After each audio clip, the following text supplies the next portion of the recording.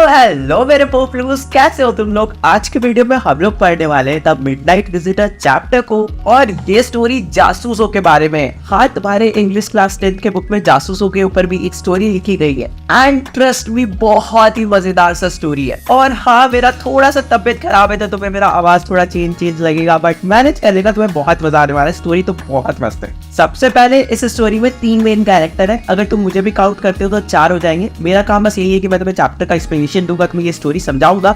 मेरे अलावा इस स्टोरी में बस 3 मेन कैरेक्टर है, तो तुम सारे कैरेक्टर्स को उनके कपड़े और फेस से याद रखना। इससे तुम्हें और भी इजी होगी ये चैप्टर को समझने में। मैं हूँ पहला कैरेक्टर ऑसिबल, और मैं एक सीक्रेट एजेंट हूँ, मतलब कि एक जासूस हूँ। हालांकि तुमने जैसा एक मूवी में जासूस को देखा होगा, मैं वैसा नहीं हूँ। मैं मूवी वाला कोई जासूस नहीं हूँ, मैं रियल जासूस हूँ। मैं हूँ दूसरा कैरेक्टर फॉलर, और मैं एक यंग और रोमांटिक राइटर हूँ, और मुझे बुक लिखना बहुत ही ज्यादा पसंद है। और जो मुझे अगली बुक लिखनी है वो होने वाली है डिटेक्टिव्स पे।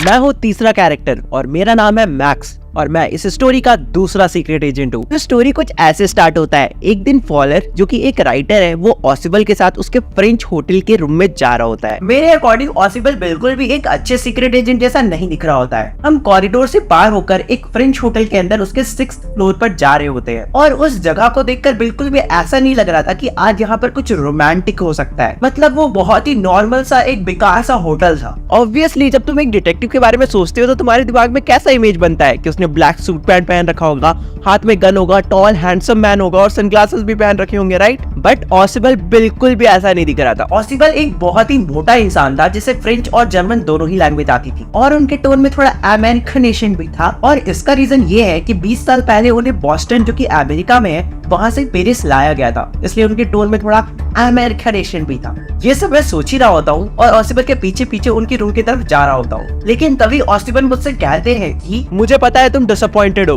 तुम्हें बताया होगा कि मैं एक जासूस हूँ, एक सीक्रेट एजेंट हूँ जो कि खतरों से खेलता है, और तुम यहाँ पे इसलिए आए हो क्योंकि तुम एक यंग और रोमांटिक राइटर हो। और तुमने सोचा होगा कि तुम मेरे पास आओगे तो तुम्हें बहुत सारी मिस्ट्रीज के बारे में, बहुत सारी रहस्य के बारे में पता चलेगा। तुमने तो ये भी इमेजिन किया होगा कि रात को मेरे हाथों में पिस्तल होगा, मेरे वाइन में मैं ड्रग्स मिला के पी रहा हूँ। सही कह रहा हूँ ना मैं? लेकिन तुम तो एक डल इवनिंग मेरे साथ एक फ्रेंच होटल में बिताने वाले हो, वो भी एक मोटे आदमी के साथ। तुमने तो ये भी सोचा होगा कि मुझे हर दिन खूबसूरत लड़कियों से मैसेज मिलती होगी, मतलब कि डार्क आइड ब्यूटीज मुझे आकर मैसेज देती होगी। लेकिन सच तो ये है कि मुझे कॉल पे अपॉइंटमेंट मिलता है। और ये सब बोलते बोलते मैं अपने रूम का गेट खोलता हूँ, और फिर इसके बाद मेरा फ्रस्ट्रेटेड गेस्ट, मतलब कि जो फॉलोअर होता है, वो अंदर आता है, और फिर कहता हूँ कि मुझे पता है कि तुम्हारा भ्रम अब टूट चुका होगा, लेकिन चिंता मत करो मेरे यंग दोस्त, आज यहाँ पर एक बहुत ही इंपॉर्टेंट पेपर आने वाला है। वो पेपर इतना ज्यादा इंपॉर्टेंट है कि उसके लिए बहुत सारे लोगों ने अपनी जान तक दे दी है। और देखना, ये पेपर किसी ना किसी दिन इतिहास क्रिएट करेगा, मतलब हिस्ट्री क्रिएट करेगा। मतलब ये पेपर बहुत ही ज्यादा इंपॉर्टेंट है। तो हो सकता है मेरे यंग दोस्त, आज तुम्हें यहाँ पर कोई ना कोई ड्रामा देखने को जरूर मिल जाए। और ये सब कहते कहते मैं दरवाजा खोलता हूँ और अपने रूम का लाइट ऑन करता हूँ। फिर जैसे ही रूम का लाइट ऑन होता है, मेरे सामने एक इंसान छोटा सा ऑटोमेटिक पिस्टल लेके खड़ा था।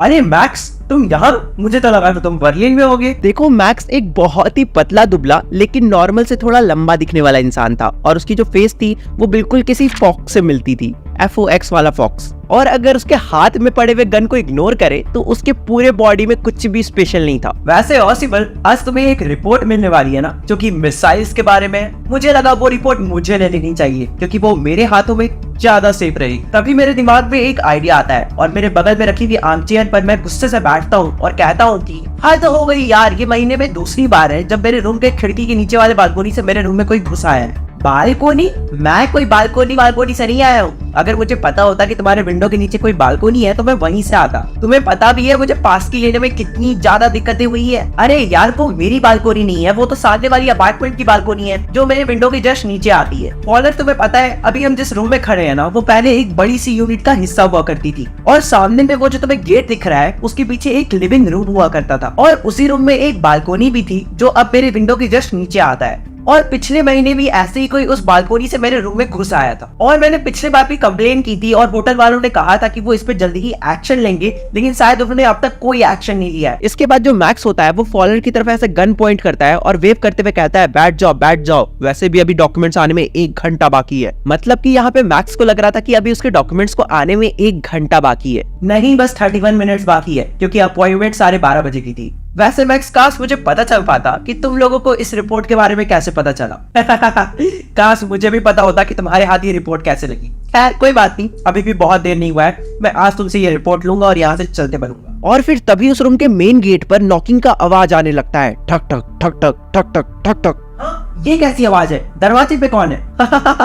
ऑब्वियसली पुलिस है। तुम्हें क्या लगा मैक्स, आज इतना इंपॉर्टेंट पेपर आने वाला है और मैंने अपने प्रोटेक्शन के लिए किसी को भी नहीं रखा होगा? मैंने तो ऑलरेडी पुलिस को कह कर रखा था कि वो बार बार आके मुझे अंदर चेक करते रहे, और अगर मैंने अभी रिस्पॉन्स नहीं किया तो वो गेट तोड़कर अंदर आ जाएंगे, और अगर उन्होंने तुम्हें देख लिया तो वो तुम्हें मतलब हिचकिचाएंगे नहीं, वो तुम्हें बस डायरेक्ट शूट कर देंगे। मैक्स बहुत ज्यादा घबराने लगता है और जो नॉकिंग की आवाज थी वो कंटिन्यूअसली बढ़ते ही जा रही थी। मैक्स बहुत ही ज्यादा गुस्से में था और धीरे धीरे पीछे जा रहा था, और फिर कहता है कि मैं तुम लोगों का बालकोनी में वेट करूंगा, और अगर तुम लोगों ने बिल्कुल भी चालाकी करने की कोशिश की तो वहीं से तुम लोगों को शूट कर दूंगा। जल्दी से इन पुलिस वालों को यहाँ से बाहर निकालो। गेट पर नॉकिंग का आवाज बढ़ते ही जा रहा था, इसलिए मैक्स ने अपने गन को ऑसिबल और फॉलर के बीच में ऐसे करके पॉइंट करके रखा था ताकि दोनों में से कोई भी भाग ना सके। लेकिन फिर धीरे धीरे जब मैक्स पीछे खिड़की के पास पहुंचता है तो वो अपना लेफ्ट हैंड को फ्री करता है और खिड़की के ऊपर रख देता है, लेकिन उसने राइट हैंड से ऐसे पॉइंट करके रखा हुआ था ताकि कोई भी भाग ना सके। इसके बाद मैक्स अपने पैरों को स्विंग करता है और पीछे खिड़की पे चढ़कर वहां से पीछे कूद जाता है, और फिर इसके बाद खिड़की से बहुत जोर से चिल्लाने की आवाज आती है।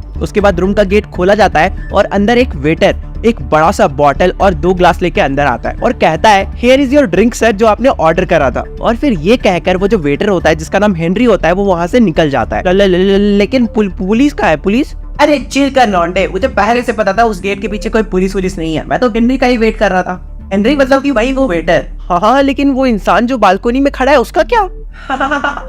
He won't return। अब वो नहीं आने वाला भाई यंग फ्रेंड, क्योंकि उस विंडो के नीचे कोई बालकोनी है ही नहीं। एंड इस तरह से तुम्हारा चैप्टर का एक्सप्लेनेशन खत्म होता है। अगर तुम्हें वीडियो पसंद आए तो वीडियो को लाइक करो, चैनल को सब्सक्राइब करो। मैं मूवी डेट के लिए लेट हो रहा हूँ तो मुझे जल्दी से जाने दो। एंड तुम लोग से मिलते हैं अगले वीडियो में। एंड अगर तुम्हें क्लास 10 की और ऐसी वीडियोस देखनी है तो तुम्हें कुछ नहीं करना, तुम्हें मेरे चैनल में जाना है, प्लेलिस्ट में जाना है, और क्लास 10 का न्यू प्लेलिस्ट बना हुआ होगा, उस पर क्लिक करना है। उसमें तुम्हें सारी चैप्टर्स के ऐसी एनिमेटेड वीडियोस देखने को मिलेंगे, एकदम अच्छे से डिटेल में एक्सप्लेन्ड। तो फिर से एक बार चैनल को सब्सक्राइब कर दो। एंड अब मैं पक्का जा रहा हूँ, ठीक है? Bye bye.